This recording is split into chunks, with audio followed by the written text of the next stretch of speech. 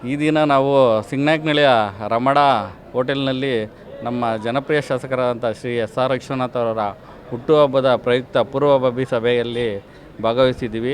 ಈ ಸಭೆಯಲ್ಲಿ ಭಾಗವಹಿಸಿ ಮುಂದಿನ ಏನು ಕಾರ್ಯಚಟುವಟಿಕೆಗಳು ನಮ್ಮ ಜನಪ್ರಿಯ ಶಾಸಕರ ಹುಟ್ಟುಹಬ್ಬವನ್ನು ಯಾವ ರೀತಿ ನಾವು ಅತ್ಯಂತ ಅಚ್ಚುಕಟ್ಟಾಗಿ ಮತ್ತು ಅತ್ಯಂತ ವಿಜೃಂಭಣೆಯಿಂದ ಆಚರಿಸಬೇಕು ಅನ್ನೋ ಕಾರ್ಯಕ್ರಮಗಳ ಒಂದು ಪೂರ್ವಭಾವಿ ಸಭೆಯಲ್ಲಿ ಇವತ್ತು ಎಲ್ಲ ವಿಚಾರಗಳನ್ನು ಚರ್ಚೆ ಮಾಡಿ ಸುಮಾರು ಈ ಕಾರ್ಯಕ್ರಮದಲ್ಲಿ 35,000ಕ್ಕಿಂತ ಹೆಚ್ಚು ಜನ ಸಾರ್ವಜನಿಕರು, ಕಾರ್ಯಕರ್ತರು, ಮುಖಂಡರುಗಳು, ರಾಜ್ಯದ ಪ್ರತಿಯೊಬ್ಬ ನಮ್ಮ BJP ಮುಖಂಡರುಗಳು ಭಾಗವಹಿಸಲಿದ್ದಾರೆ, MLAಗಳು ಭಾಗವಹಿಸಲಿದ್ದಾರೆ.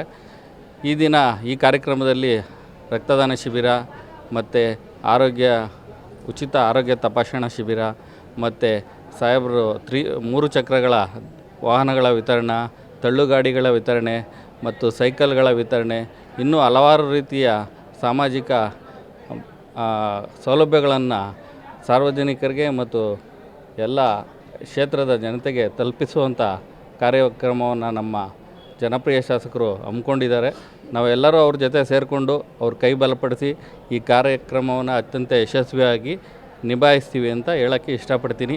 ಹಾಗೂ ಭಗವಂತ ಮುಂದಿನ ದಿನಗಳಲ್ಲಿ ಇನ್ನೂ ಹೆಚ್ಚಿನ ರೀತಿಯಲ್ಲಿ ಈ ಕ್ಷೇತ್ರಕ್ಕೆ ಅವರ ಸೇವೆ, ಅವರ ಒಂದು ಕಾರ್ಯವೈಖರಿ, ಅಭಿವೃದ್ಧಿ ಎಲ್ಲ ಸಿಗಲಿ. ಅವರು ಮುಂದಿನ ಸರ್ಕಾರದಲ್ಲಿ ಮಂತ್ರಿಯೇ ಆಗಲಿ ಅಂತ ನಾನು ಈ ಮುಖಾಂತರ ಹೇಳೋಕ್ಕೆ ಇಷ್ಟಪಡ್ತೀನಿ. ಈ ದಿನ ನಾವು ಸಿಂಗ್ನಾಯ್ಕನಹಳ್ಳಿಯ ರಮಣ ಹೋಟೆಲ್ನಲ್ಲಿ ನಮ್ಮ ಜನಪ್ರಿಯ ಶಾಸಕರಾದಂಥ ಶ್ರೀ ಎಸ್.ಆರ್. ವಿಶ್ವನಾಥ್ ಅವರ ಹುಟ್ಟುಹಬ್ಬದ ಪ್ರಯುಕ್ತ ಪೂರ್ವಭಾವಿ ಸಭೆಯಲ್ಲಿ ಭಾಗವಹಿಸಿದ್ದೀವಿ.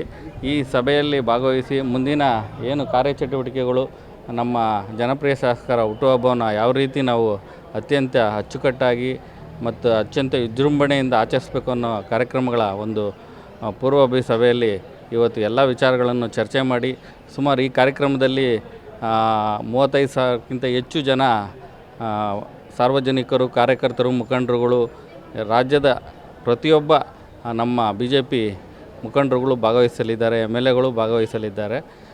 ಈ ದಿನ ಈ ಕಾರ್ಯಕ್ರಮದಲ್ಲಿ ರಕ್ತದಾನ ಶಿಬಿರ ಮತ್ತು ಉಚಿತ ಆರೋಗ್ಯ ತಪಾಸಣಾ ಶಿಬಿರ ಮತ್ತು ಸಾಹೇಬರು 3 ಚಕ್ರಗಳ ವಾಹನಗಳ ವಿತರಣೆ, ತಳ್ಳುಗಾಡಿಗಳ ವಿತರಣೆ ಮತ್ತು ಸೈಕಲ್ಗಳ ವಿತರಣೆ, ಇನ್ನೂ ಹಲವಾರು ರೀತಿಯ ಸಾಮಾಜಿಕ ಸೌಲಭ್ಯಗಳನ್ನು ಸಾರ್ವಜನಿಕರಿಗೆ ಮತ್ತು ಎಲ್ಲ ಕ್ಷೇತ್ರದ ಜನತೆಗೆ ತಲುಪಿಸುವಂಥ ಕಾರ್ಯಕ್ರಮವನ್ನು ನಮ್ಮ ಜನಪ್ರಿಯ ಶಾಸಕರು ಹಮ್ಮಿಕೊಂಡಿದ್ದಾರೆ.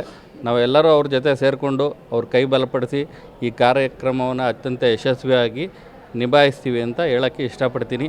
ಹಾಗೂ ಭಗವಂತ ಮುಂದಿನ ದಿನಗಳಲ್ಲಿ ಇನ್ನೂ ಹೆಚ್ಚಿನ ರೀತಿಯಲ್ಲಿ ಈ ಕ್ಷೇತ್ರಕ್ಕೆ ಅವರ ಸೇವೆ, ಅವರ ಒಂದು ಕಾರ್ಯವೈಖರಿ, ಅಭಿವೃದ್ಧಿ ಎಲ್ಲ ಸಿಗಲಿ. ಅವರು ಮುಂದಿನ ಸರ್ಕಾರದಲ್ಲಿ ಮಂತ್ರಿಯೇ ಆಗಲಿ ಅಂತ ನಾನು ಈ ಮುಖಾಂತರ ಹೇಳೋಕ್ಕೆ ಇಷ್ಟಪಡ್ತೀನಿ.